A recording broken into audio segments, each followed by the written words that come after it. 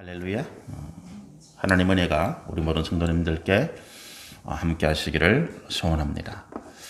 날씨가 굉장히 변화가 심합니다. 주의 은혜로 우리 모든 삶에 평안을 더하여 주시기를 소원합니다. 우리 오늘 말씀은 예수님께서 이제 산상수훈의 말씀을 마치시고 1절의 말씀처럼 산에서 내려오실 때 수많은 사람들이 예수님을 따르는 가운데 예수님께서 세 가지 종류의 질병을 고쳐주시는 사건들을 기록하고 있습니다. 우리가 이 말씀을 보면서 우리가 나도 하나님께 병고침을 받기를 원한다. 아니면 나도 하나님께 기도응답을 받기를 원한다. 이런 어떤 우리 방향보다 하나님은 우리 가운데 은혜 주심을 통해서 원하시는 게 무엇일까라고 하는 부분입니다. 단순히 우리 질병을 고치고 우리의 부족함을 채우시고 우리 삶에 복을 주시는 것만이 하나님께서 은혜와 복을 우리 가운데 주시는 목적이 아닐 것이다 라고 하는 거죠. 왜 제가 이 말씀을 드리는가 하면 우리의 신앙이 우리의 믿음이 더 깊은 자리로 더 풍성한 은혜의 자리로 가지 못하고 그 변두리에만 계속 머물러 있는 이유가 이 질문에 대해서 우리가 생각해 보지도 않았고 또 답을 찾지도 않았기 때문이다 라고 하는 것입니다. 질문이 뭐라고요? 하나님은 왜 우리에게 은혜를 주실까라고 하는 것입니다. 그래서 오늘 제목의 말씀이 치유의 은혜 그 이후라고 하는 것입니다. 그 이후에 우리에게 뭘 원하실까? 단순히 우리를 병을 고치고 우리의 재물을 채우시고 우리의 삶에 부족한 것을 채우시는 그것이 하나님의 목적이 아니다는 거예요. 더 중요한 것이 있는데 우리가 이것을 놓치고 있기 때문에 우리의 믿음이 변두리에 변죽만 울리고 있는, 그래서 정말로 우리가 더 큰 은혜와 복을 받아야 함에도 그렇지 못하는 그런 부족함이 우리 가운데 안타까움이 있더라라고 하는 것입니다. 우리 말씀을 하나하나 살펴보시면서 오늘 제가 먼저 드리는 이 질문, 우리의 문제에 답을 하나님 은혜가 있으시기를 바랍니다. 이 말씀이 세 가지로 되어 있죠. 우리 세 가지를 한번 하나 살펴보시면 먼저 1절부터 4절까지가 나병 환자를 고쳐주신 말씀입니다. 하나님께서 병을 고치신 이유, 제가 한 구절 한 구절 말씀을 세 구절 나누면서 먼저 병을 고치신 이유가 뭔지 그리고 그 이후에 원하시는 목적이 뭔지를 살펴보실 텐데 우리가 2절에 보면 한 나병 환자가 나와서 예수님께 절하며 이릅니다. 주여 원하시면 저를 깨끗하게 하실 수 있습니다. 이게 무슨 말인가 하면 단순히 내가 지금 질병을 가지고 있는 이 환자가 예수님께 나온 그런 상황이 아닙니다. 이 나병 환자는 현대에서도 격리 대상이잖아요. 현대에서도 아주 심각한 질병이 되어져서 지금은 완치가 가능하지만 불과 몇십 년 전만 해도 완치가 불가능한 병이었거든요. 그래서 전염성도 강하고 그렇기 때문에 이 나병 환자들을 격리하고 그 삶을 공동체에서 떼어놓는 것이 치료의 목적이었습니다. 치료보다도 격리해 놓는다는 거죠. 그런데 우리가 이 나병 환자들이 완치되고 난 이후에도 그 모습이 이제 썩어 들어가서 신체 일부분이 많이 훼손되어 있잖아요. 그래서 그 모습이 완치된 사람들도 굉장히 보기에 흉하더라. 그러다 보니까 이 당시에 사람들은 어떤 생각을 했는가 하면 이 나병은 고치지도 못하고 설령 나았다 하더라도 그 외모가 아주 흉측하게 변하기 때문에 하나님께서 그들을 진노하셔서 하나님께서 주신 벌이다라고 생각을 한 것입니다. 그러다 보니까 자신의 병만으로도 이 사람들은 고통스러운데 거기다가 자기 가족, 자기의 삶의 가정을 떠나서 격리되어져서 혼자 살아가야 될 뿐만 아니라 사람들에게 나오지를 못하는 거예요.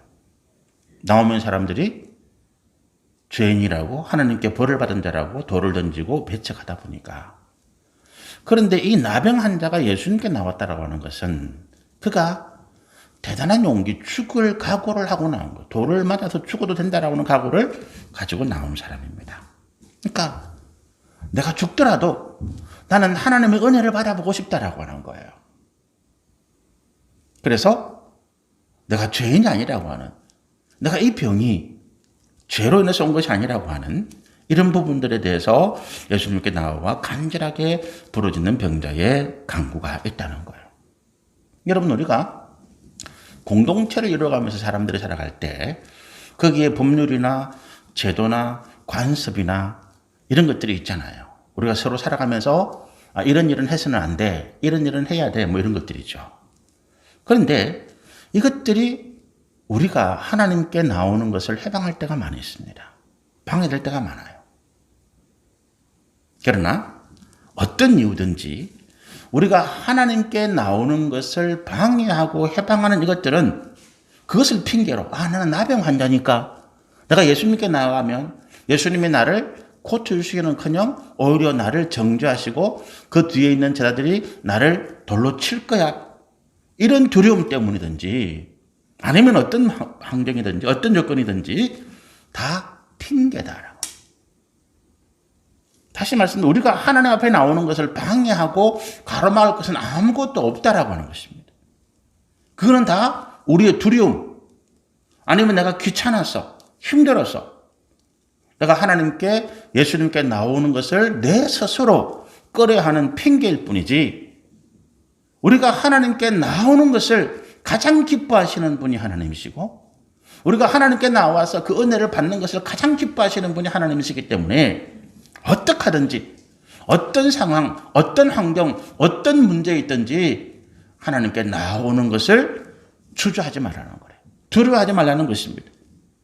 그럴 때 우리의 소원을 이루게 된다라고 하는 거죠. 예수님께서 이 나병 환자를 고쳐주신 것 저절로 나을 수 있습니다. 혼자서 그 처소에서 간절히 기도해서 나을 수도 있을 것입니다. 그러나 오늘 예수님께서 이 말씀을 우리 가운데 주시는 것은 나오라는 거예요. 하나님의 은혜를 사모하고 하나님의 은혜를 구하고 그래서 하나님의 은혜를 받고 싶다면 너는 내게 나오라는 것입니다. 나와서 적극적으로 구하라고 하는 거예요. 우리의 장애물을 뛰어넘으라는 것입니다. 마태복음 11장 12절에 이런 말씀이 있습니다. 천국은 침노하는 자의 것이다. 무슨 말이냐? 그냥 가만히 앉아서 우리가 감이 떨어져서 내 입에 떨어지기를 기다리지 말라는 거예요.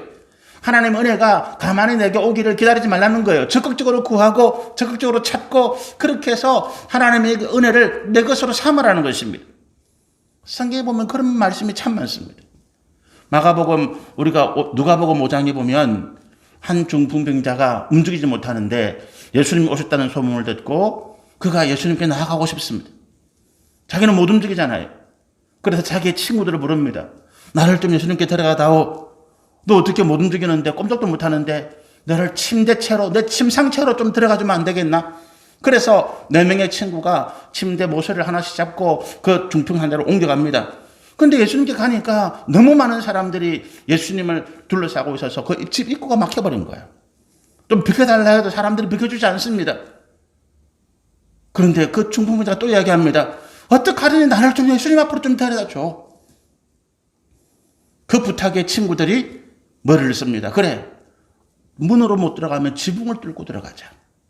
여러분, 환자를 침대채로 지붕으로 올리는 것 자체가 굉장히 힘든 일입니다. 그 난관을 뚫고 지붕을 뚫고 그 침대가 그 중풍자가 예수님 앞에 내려올 때 예수님께서 그를 고쳐주시는 거예요. 그날 수많은 사람들이 예수님께 모였지만 예수님께 고침받은 그 환자는 그뿐이었습니다. 역병을 뚫고 난관, 어려움, 그게 우리를 막지 못하는 거예요. 또 그런 일들이 얼마나 많습니까? 예수님께서 이 나병 환자를 고쳐주신 것, 그 당시 예수님 당시 유대 땅에 얼마나 많은 나병 환자들이 있었겠습니까? 그들이 못 고침받지 못한 이유는 뭡니까? 그들은 우리가 나가면 율법을 어기는 거야. 우리는 세상과 경계되어 있어. 나는 하나님의 죄인이야. 나는 나가면 사람들을 돌을 맞을 거야. 그 모든 것들이 그들의 핑계가 되어져서 예수님께 나오지 못했고 죽으면 죽죠. 그러나 내가 이 질병을 고침받을 수 있다는, 예수님께 나가기만 하면 나는 고침받고 내 마음의 소원을 이룰 수 있다는 그 간절한 기대를 가지고 나온 이 나병 환자 혼자만 고침을 받은 것입니다. 그리고 상황을 생각해 보면 같이 모여 살잖아요. 나병 환자들끼리 같이 모여 사는데 오늘 예수님이 저기 오신다, 오셨다, 가볼까 하는 마음을 가진 사람은 많았지만 정작 그 자리를 털고 일어나서 예수님께 나왔던 사람은 이 한 사람뿐이었다라고 하는 것입니다. 예수님이 이 나병 환자를 고치신 이유는 뭡니까? 예수님께 나와 부러지지라는 거예요. 그 부러짐, 그 문제, 그 환경, 제도, 법률, 관습 어떤 거든지 그의 장애물이 되지 못하고 그를 가로막지 못하는 그 용기 그리고 그 간절함, 그것을 보시고 예수님께서 그를 고쳐주셨다라고 하는 것입니다. 그러면서 4절의 말씀 보십시다. 예수님이 그를 즉시 고쳐주셨는데 4절에 예수님께서 이렇게 말씀하십니다. 예수께서 이르시되 삼가 아무에게도 이르지 말고 다만 가서 제사장에게 내 몸을 보이고 모세가 명한 예물을 드려 그들에게 입증하라 하시니라. 무슨 이야기예요? 나병 환자가 얼마나 오랜 세월을 그가 고통 속에 가족을 떠나서 격리돼 살았을지 모릅니다. 병이 나았으니까 제일 먼저 누구에게 가고 싶겠어요? 가족에게 가고 싶은 거예요. 가정에 가고 싶은 거죠. 다른 말로 하면 내가 내 문제를 해결되었습니다. 내가 직장에서 어떤 문제가 해결되어졌어요. 그럼 그 직장 문제, 직장에 더 열심히 가고 싶고, 내가 사업의 문제가 해결되었습니다. 그 사업을 더 열심히 하고 싶고, 내가 어떤 자녀의 문제를 기도했는데 자녀의 문제가 해결되었어요. 내가 그 자녀를 위해서 더 열심히 하고 싶은 거죠. 문제가 해결되었습니까? 그런데 예수님 뭐라고 하십니까? 그것보다 너는 먼저 제사장을 찾아가서 네 몸을 보이고 그리고 제사장으로부터 병을 고침받았다는 확인을 받은 다음에 어떻게 하라고요? 모세가 정한, 율법에 정한 예물을 하나님께 드리고 제사를 드리라는 거예요. 무슨 말입니까? 우리의 진실함과 우리의 거룩함을 먼저 회복하라는 거죠. 문제가 해결됐기 때문에 너무 좋아서 다시 세상으로, 다시 삶의 터전으로, 다시 가정으로, 다시 집으로, 이게 아니라고 하는 거예요. 먼저라고 하는 것입니다. 먼저 하나님 앞에 내 진실함과 거룩함으로 그 내 삶을 증명해 보이고 그 다음에 그 바탕 위에서 어떻게 하라고요? 가정에 돌아가고 직장에 돌아가고 사업을 하고 자녀를 돌보고 이 땅의 삶을 살아가라는 것입니다. 그 이유예요. 우리 주님이 우리에게 원하시는 그거예요. 네 은혜가 네게 왔느냐? 그 은혜 받은 것을 가지고 내 문제가 해결되었으니까 이제 더 열심히 해야지. 그러나 그 바탕이 하나님 앞에 거룩함과 진실함으로 증명되어지지 아니하면 돌아갈 수 없는 거죠. 이 당시 율법이 그런 거예요. 그가 병 고침 받았어도 그때 의사가 이 사람의 완치를 진단해 주는 것이 아닌 거예요. 나병 환자는. 왜냐? 말씀드린 것처럼 나병은 그 당시 사람들이 생각할 때 하나님께 범죄하고 하나님의 죄를 받아, 진노를 받아 생긴 병이라 생각하기 때문에 그 죄에 대한 문제를 해결받았다라고 하는 그 증거를 제사장으로부터 확인받아야 되는 것입니다. 그리고 그가 하나님 앞에 예물을 드려서 그 속죄에 대한 예식을 행해야 되는 거죠.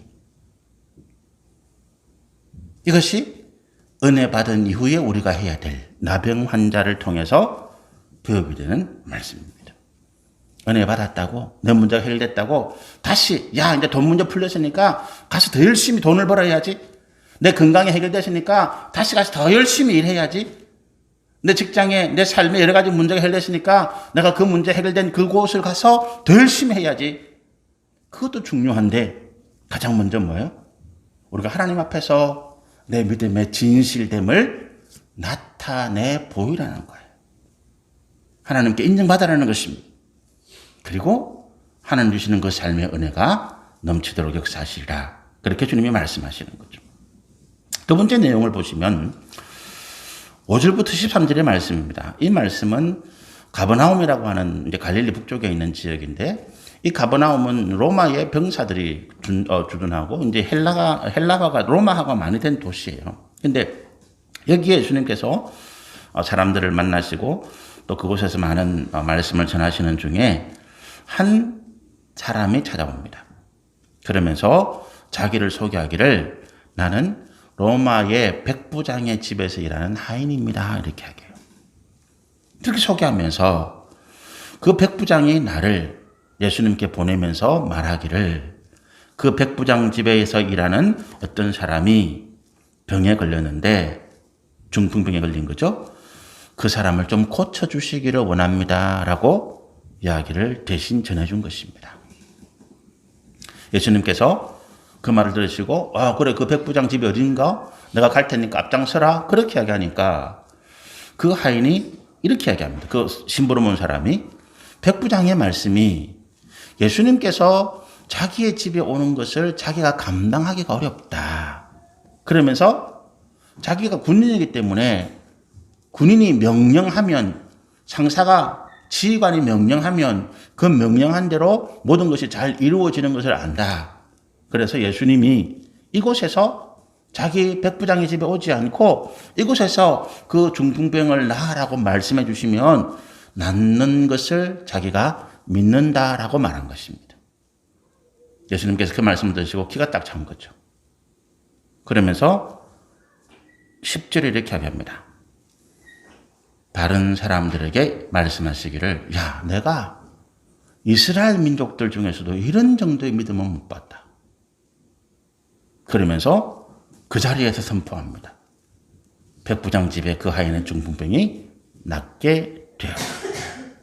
그리고 그 시간에 그 하인이 나음을 받아요. 그리고 그 다음에 말씀을 하는 거죠. 나중에 예수님이 다시 이 땅에 오시고 천국의 상급이 열릴 때, 천국의 잔치가 열릴 때 아브라함과 이삭과 야곱의 자손들이 동서사방으로부터 많이 몰려와서 그 잔치에 참여할 텐데 그러나 원래 자손되었던 사람들은 슬피 울며 쫓겨남이 있을 것이다. 이런 말씀을 하십니다. 우리가 이 말씀을 다른 부분으로 말씀을 전할 수 있겠지만 오늘은 병 고쳐주신 이유와 그리고 그 이유에 대해서 말씀으로 나누고 있으니까 예수님께서 이 로마 백부장의 하인의 병을 고치신 이유는 뭡니까? 다른 거 아니죠. 로마 백부장이 가지고 있는 그 믿음 때문에 그렇습니다. 믿음 때문에. 그래서 예수님께서 네 믿음대로 되라 그렇게 말씀하시는 거죠. 그 백부장의 믿음이 뭐였다고요? 예수님이 그 능력을 가지신 분이 이 땅에 오셔서 내 하인의 중풍병을 고쳐주실 것이라는 믿음입니다. 예수님은 고쳐주실 것이다. 왜? 그분은 그만한 능력, 그만한 권세, 그만한 힘을 가지고 계신 분이시라는 거예요. 로마 백부장이지만 이방인이지만 그는 예수님이 이 땅에 오신 구원자라고 하는 사실을 믿고 있었다라고 하는 것입니다. 그래서 백부장의 믿음대로 예수님께서 고쳐주신 것입니다. 그의 믿음을 또 하나 드는 일이 있죠. 9절입니다.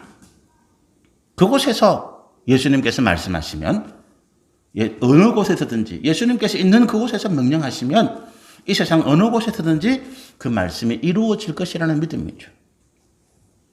자기가 백부장이니까 그보다 높은 천부장도 있고 군대 사령관도 있고 그들로부터 명령이 오면 군대 사령관은 저기 로마에서도 가버나움에 있는 백부장은 그 명령을 따라서 해야 되는 거예요. 그리고 자기가 명령 내리면 자기 부하가 멀리 있어도 그대로 한다는 것입니다. 예수님께서 명령권자라는 거예요. 예수님께서 말씀하시면 이 땅의 모든 만물이 그 명령에 복종하리라는 것을 자기가 믿는다는 것입니다. 그러니까 굳이 이쪽에 오실 필요가 없습니다라고 하는 거죠. 이 말씀 8절에 예수님께서 우리 집에 내 집에 들어오시는 것을 감당하지 못하겠다라고 하는 로마의 백부장의 이 말은 그러므로 믿음 안에서 오는 그의 겸손입니다. 예수님이 우리 먼 거리까지 오시도록 제가 그 수고를 감히 끼쳐드릴 수가 없다는 겸손인 거죠. 우리가 이곳에서 기도하는데 왜 하늘에서 그 응답이 내려올까요? 이야기입니다. 우리와 하나님의 거리는 상상도 할 수 없는 거리입니다. 물론 하나님은 시간과 공간을 초월하시는 분이지만 우리는 하늘에 계신 하나님께 기도하고 있는 거지요. 그리고 하나님께서 그 하늘 보좌에서 명령을 내리시는 것입니다. 그런데 그것이 우리 삶의 자리에서 이루어진다라고 하는 거죠. 하나님이 우리 종이 아닙니다. 우리가 하나님 내 문제를 해결해 주세요. 그럼 하나님이 쫓아와가지고 내 문제를 해결해 주고, 하나님 이걸 좀 어려움을 해결해 주세요. 그럼 또 그곳에 가서 해결해 주시고, 하나님 우리 종이 아니. 하나님은 그곳에 계셔서 말씀만 해주시면, 하나님이 하늘 보좌에서, 예수님께서 하나님 보좌에서 말씀만 해주시면 내 삶에 이루어질 줄로 내가 믿습니다. 예수님이 감히 우리 집에, 내 삶의 현장에 내려오시는 것을 제가 감당하지 못하겠습니다. 저는 하나님께, 예수님께 그런 수고를 끼치지 못합니다. 예수님은 그저, 하나님은 그저 명령만, 말씀만 해주시기로 합니다. 그리고 백부장의 이 말은 예수님에 대한 배려예요. 그 당시 유대인들이 이방인, 특히 로마의 백부장과 같은 집에서 어울린다? 이거는 상상을 못하는 이야기입니다. 우리가 사도행전 10장에 보면, 사도행전 10장에서 고넬료라고 하는 로마의 백부장 이야기가 나오죠. 이 백부장은 이름이 누군지 모르겠습니다. 성경에 기록하지 않습니다. 그런데 사도행전 10장에는 고넬료라고 하는 로마의 백부장 이름이 나옵니다. 그 가정에서 그들이 예수님을 믿어서 온 가정이 예수님 믿음 은혜 가운데 있는데 세례를 못 받은 거예요. 세례를 못 받으니까 성령이 임하지 않았습니다. 그래서 그 중에 하인을 보내서 사도 베드로를 자기 집에 와서 예수님의 복음을, 말씀을 전해주고 세례를 좀 베풀어 달라 요청을 합니다. 베드로가 유대인입니다. 정통 유대인입니다. 그는 이방인과 밥도 같이 안 먹어요. 같은 자리에 앉지도 않는 사람입니다. 그런 그에게 하나님께서 미리 환상을 보여주시잖아요. 기도하는 중에 하늘에서 보자기에 산 음식이 내려오는데 율법에 먹지 말라고 금지된 그런 음식들, 그런 물건들이 내려온다는 거죠. 그러면서 하늘에서 음성이 들리기를 집어서 먹어라 이렇게 말씀합니다. 베드로가 무슨 말씀입니까 하나님? 저는 한 번도 하나님 율법을 어긴 적이 없는데 이런 가증한 하나님께서 먹지 말라고 하는 것들을 내가 왜 먹습니까? 안 먹습니다. 그러니까 하늘 올라가요. 조금 있다 다시 내려옵니다. 또 집어 먹으라 그럽니다. 베드로가 똑같은 이야기합니다. 저는 못 먹겠습니다. 하나님 먹지 말랬는데 왜 지금 먹으라고 하십니까? 올라갑니다. 그게 3번 반복돼요. 베드로가 그 환상을 보고 도대체 이게 무슨 이야기야? 하나님은 나에게 뭘 말씀하시는 거야? 라고 궁금해하고 있는데 그 직후에 고넬료가 보낸 하인이 베드로를 찾아오는 거예요. 그러면서 우리 주인 고넬료가 참 신실한 사람이고 주변에 어려운 사람들을 많이 도와주고 모든 사람들이 칭찬하는 분입니다. 그가 예수를 믿고 베드로 사도를 통해서 세례받기를 원합니다. 그 말을 듣고 베드로가 깨달은 거예요. 아, 하나님이 지금 나에게 이걸 말씀하시는구나. 이방인은 구원받지 못한 진노와 저주의 사람들인 거예요. 그들이 생각할 때. 그런데 그가 가서 지금 예수님의 복음을 전하고 밥을 먹고 교제하고 세례를 베풀어 되는 거예요.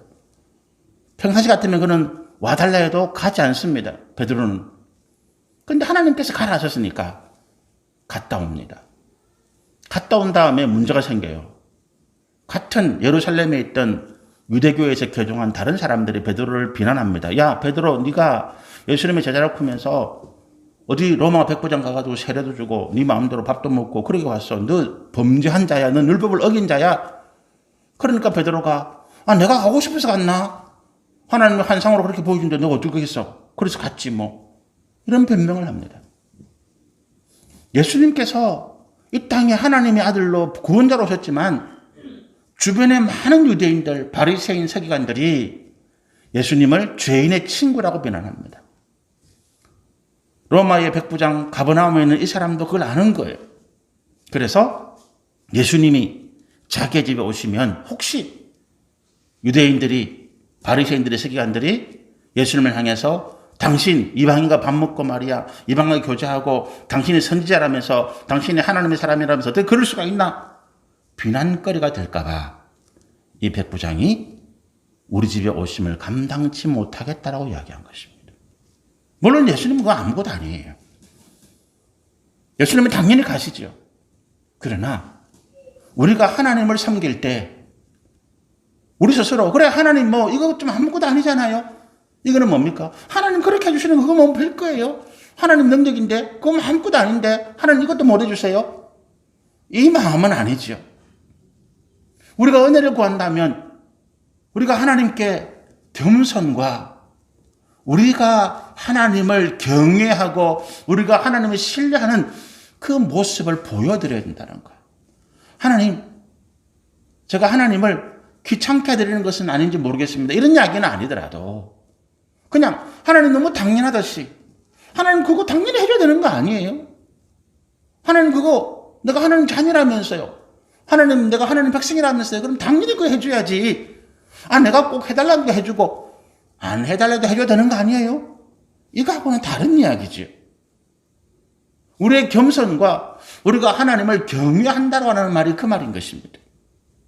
당연히 하나님께 해주십니다. 우리가 그것을 받을 권리가 있습니다. 그러나 자녀가 부모 봐가지고 아빠 내 아버지 자식이잖아. 그 아버지 거 다 내 것이니까 내놔. 이거 하고 내가 정말로 필요하니까 그 아버지에게 와서 부모에게 와서 자기의 사정을 이야기하면서 아버지도 힘드신 거 제가 알지만 부모님도 힘드신 걸 제가 알지만 제 형편이 이래서 어려워서 이번만 좀 도와주시면 감사하겠습니다. 이거 다르잖아요. 똑같은 부모와 자녀의 관계지만 우리 믿음의 태도가 다르다는 것입니다.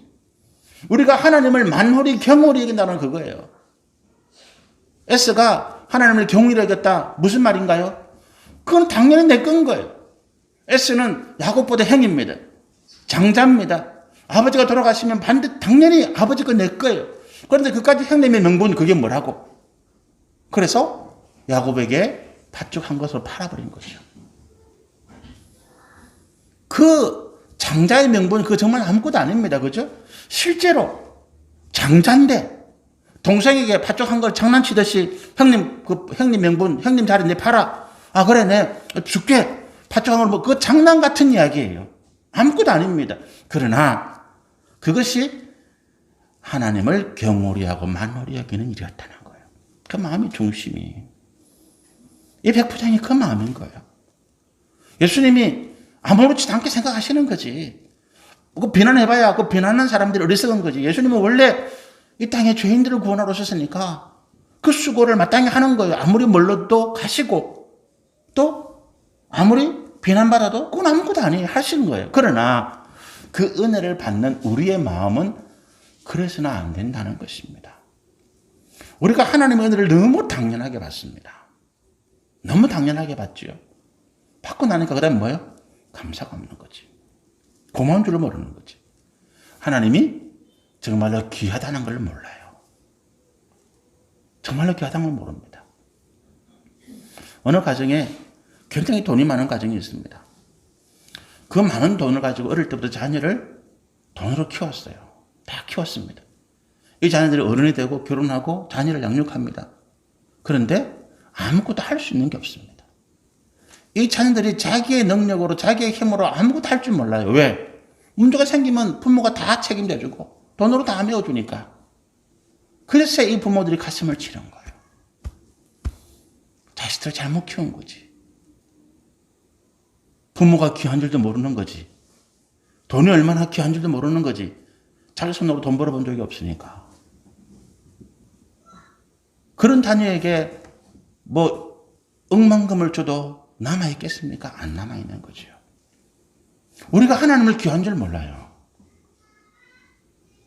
얼마나 하나님이 존귀하신 분인지 우리를 너무 해달라는 대로 다 해주니까.